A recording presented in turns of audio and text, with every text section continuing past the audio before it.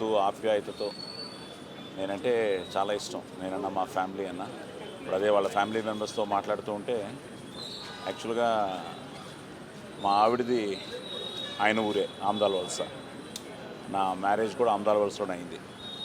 So మా మావయ్య గారికి అత్తయ్య గారికి వాళ్ళ హోటల్తో ఉన్న అనుబంధాలు అని మాట్లాడుకుంటూ ఉన్నాం.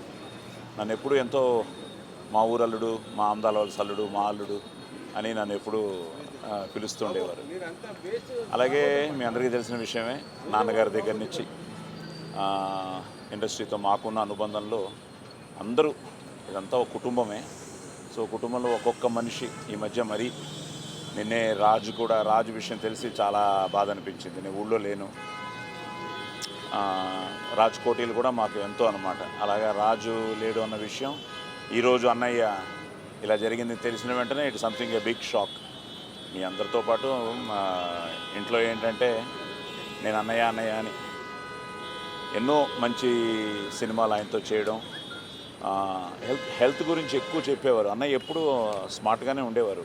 సడన్గా అసలు ఒంట్లో బాగాలేదు అసలు మాకు తెలియదు. నేను సుమన్తోనూ భానుచందర్తోనూ వీళ్ళందరితో మాట్లాడుతున్నప్పుడు అవునరా కొంచెం అన్నయ్య అని చెప్పడం జరిగింది. తర్వాత బెంగళూరు తీసుకెళ్లారని, అక్కడి నుంచి ఇక్కడికి వచ్చారని, ఇక్కడ కలవడానికి కుదరలేదు, ఐసీయూలో ఉన్నారని, విజిటర్స్ని అలౌ చేయట్లేదని.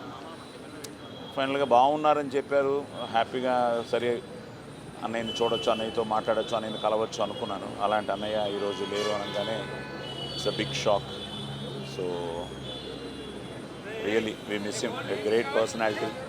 నేను ఆయనతో ఎన్నో మంచి వేషాలు, తర్వాత కన్నడంలో నేను హీరోగా చేసినప్పుడు నాతో ఎన్నో అద్భుతమైన పాత్రలు అన్నయ్య పోషించారు. అదొక ఎన్నో విషయాలు ఆయన దగ్గర నేర్చుకున్నాను.